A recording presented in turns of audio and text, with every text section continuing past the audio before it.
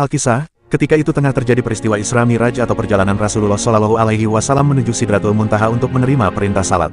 Di saat itu Rasulullah melintasi langit, terdapat 70.000 malaikat di langit yang berbaris dan melayaninya.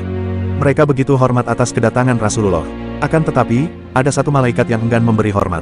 Malaikat itu bahkan tidak berdiri saat Rasulullah melintasi langit. Maka Allah Subhanahu wa Ta'ala menghukum malaikat tersebut dengan mematahkan kedua sayapnya. Tidak hanya itu, malaikat nakal itu juga diasingkan di bumi dan ditempatkan di atas sebuah gunung yang tinggi. Di tempat itu malaikat yang satu ini hanya bisa menangis dan menyesali perbuatannya.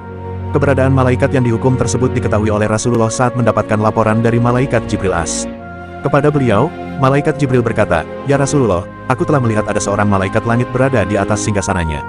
Di sekitarnya terdapat 70.000 malaikat berbaris melayaninya.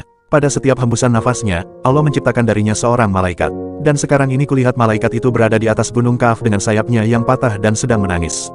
Malaikat Jibril lantas mengatakan bahwa suatu hari malaikat yang malang itu melihat kehadirannya. Sambil menangis, malaikat itu meminta pertolongan. "Adakah engkau mau menolongku wahai Jibril?" tanya malaikat malang tersebut. "Apa salahmu?" tanya malaikat Jibril. "Ketika aku berada di atas singgasana pada malam Isra Miraj, lewatlah padaku Muhammad, kekasih Allah. Lalu aku tidak berdiri menyambutnya dan Allah menghukumku dengan hukuman ini, serta menempatkanku di sini seperti yang engkau lihat." Jelas malaikat malang itu yang terus-menerus menangis dan menyesali perbuatannya. Setelah menangkap penjelasan itu, malaikat Jibril pun mencoba untuk memberikan pertolongan dengan merendahkan diri di hadapan Allah Ta'ala. Maka Allah Ta'ala berfirman, "Hai Jibril, katakanlah agar dia membaca sholawat atas kekasihku, Muhammad." Kemudian malaikat Jibril menyampaikan hal itu kepada malaikat malang tersebut agar membaca sholawat kepada Rasulullah.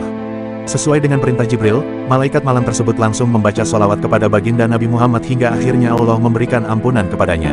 Allah Subhanahu wa Ta'ala kemudian menumbuhkan kembali kedua sayapnya serta menempatkannya kembali di atas singgasananya.